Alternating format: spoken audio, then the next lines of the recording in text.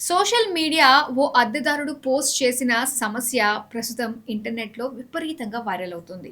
ఇంటి యజమానితో వచ్చే ఇలాంటి చిన్నపాటి వివాదాలు మన చుట్టుపక్కల నిత్యం చూసేవే అయినప్పటికీ, చట్టపరంగా అద్దెదారులకు ఎలాంటి హక్కులు ఉంటాయి అనే చర్చకు ఇది దారితీసింది. ముంబైకి చెందిన ఓ యువకుడు తన రూమ్‌మేట్‌తో కలిసి ఒక అన్‌ఫర్నిష్డ్ 1 బీహెచ్‌కే ఫ్లాట్‌లో నెలకు 48,000 అద్దె చెల్లిస్తూ గత 10 నెలలుగా నివసిస్తున్నాడు. వారు ఆ ఇంట్లోకి చేరినప్పుడు అక్కడ ఏసీ లేదు. కొన్ని నెలల క్రితం ఎండ తీవ్రత తట్టుకోలేక ఆ ఇంట్లో ఎక్కువ కాలం ఉంటామనే నమ్మకంతో సదరు అద్దెదారు తండ్రి ఏసీ ఏర్పాటు కోసం 10,000 కాంట్రిబ్యూట్ చేశారు.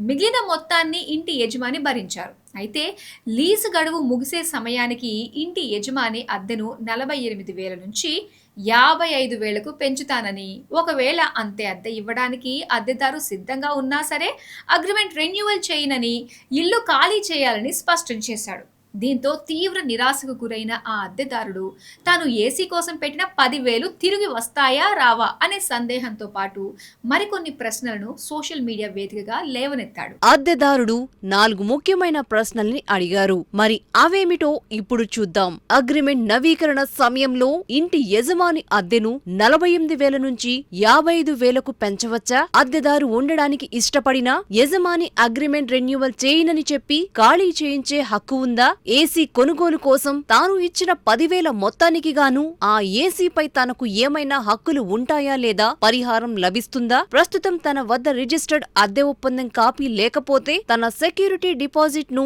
సురక్షితంగా ఎలా వెనక్కి తెచ్చుకోవాలి? చట్టపరమైన నిపుణులు ఏమంటున్నారు?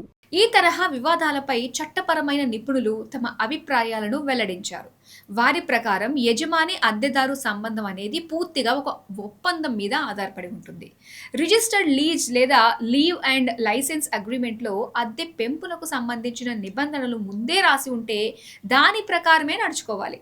యజమాని అద్దెను 12% పెంచడం న్యాయమా కాదా అనే దానికంటే ఇరుపక్షాలు ముందే ఒప్పందం పత్రంలో దానికి అంగీకరించాయా లేదా అనేదే చట్టం చూస్తుంది.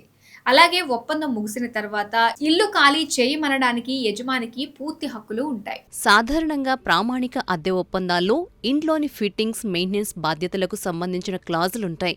ఒప్పంద పత్రంలో ఏసీ గురించి ఎలాంటి ముందస్తు నిబంధన లేనప్పుడు కేవలం కొంత మొత్తం సహాయం చేసినంత మాత్రాన ఆ వస్తువుపై యాజమాన్య హక్కులు రావు. యజమానితో సామరస్యంగా మాట్లాడి ఆ మొత్తాన్ని డిపాజిట్ నుంచి మినహాయించుకోవటం లేదా కొంత పరిహారం అడగటం మాత్రమే చేయగలరు.